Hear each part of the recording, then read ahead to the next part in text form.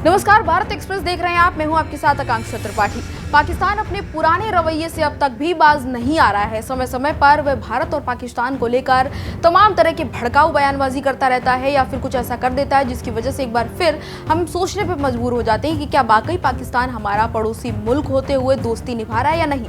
और इसी क्रम में एक बार फिर पाकिस्तान की जो सेना के प्रमुख हैं जनरल असीम मुनीर, उन्होंने कश्मीर को लेकर विवादित बयान दिया है। लेकिन इस बार भी उनकी कोशिशें नाकाम रही हैं और उन्होंने अंतर्राष्ट्रीय मंच पर एक बार फिर से खुद को शर्मसार कर लिया है।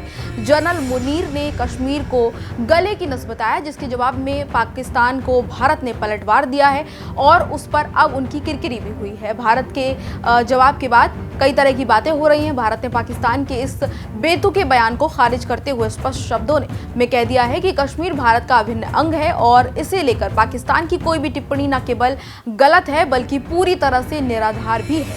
विदेश मंत्रालय के प्रवक्ता रणधीर जायसवाल ने पाकिस्तान को कड़ी चेतावनी देते हुए कहा कि कोई विदेशी चीज किसी देश को गले की नस कैसे हो सकती है। उन्होंने इसके साथ ही ये भी कहा कि जम्मू कश्मीर भारत का और केंद्र शासित प्रदेश है और साथ ही साथ पाकिस्तान से इसका एकमात्र संबंध उस क्षेत्र से है जिस पर उसने अवैध रूप से कब्जा किया हुआ है। उन्होंने आगे ये भी कहा कि पाकिस्तान को अपने कब्जे वाले कश्मीर यानी पीओके को खाली करना ही एकमात्र समाधान है और यही उसके हित में भी होगा।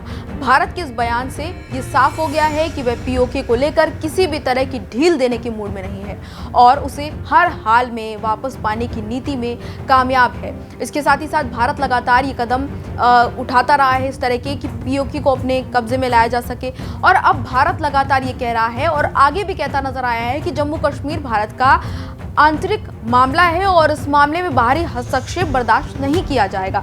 इस्लामाबाद में आयोजित एक कन्वेंशन के दौरान ये बयान सामने आया था। जनरल असीम मुनीर ने अपने भाषण के दौरान कश्मीर को लेकर फिर से वही पुराना राग अलापा और उन्होंने कहा कि हमारा रुख स्पष्ट है, कश्मीर हमारी गले की नस था और रहेगा।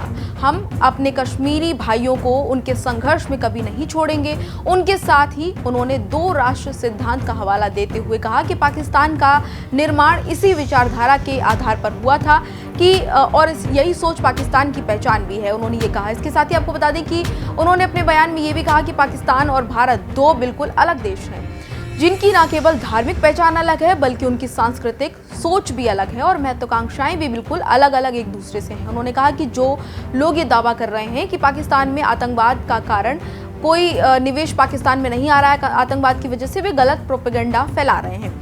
भारत ने इस बयान को न केवल भड़काऊ बताया है बल्कि पाकिस्तान को उसकी सीमाएं भी याद दिला दी हैं। विदेश मंत्रालय ने यह दोहराते हुए कि कश्मीर भारत का अटूट हिस्सा है और इसमें कभी भी किसी बाहरी देश की भूमिका नहीं हो सकती है।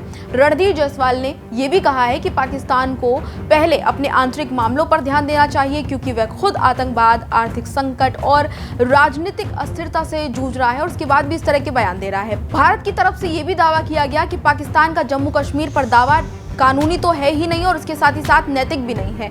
संयुक्त राष्ट्र सहित तमाम अंतर्राष्ट्रीय मंचों पर भारत की स्थिति जो है उसको साफ करते हुए जम्मू कश्मीर में सिर्फ वही क्षेत्र विवादित है पर पाकिस्तान ने जहां पर अवैध कब्जा किया हुआ है, ये भारत ने बात साफ की है। इसके साथ ही पाकिस्तान लगातार अपने आंतरिक जो हालात हैं उनको लेकर जनता का ध्यान भटकाने की कोशिश करने की वजह से कश्मीर का मुद्दा उठाता है। ये बात भी भारत की तरफ से कही गई है। लेकिन अब ये जो बयान है, नीति जो पाकिस्तान जो कर रही है, जिस तरीके से अपने लोगों को भटकाने की कोशिश कर रही है, ये बेहद गलत है।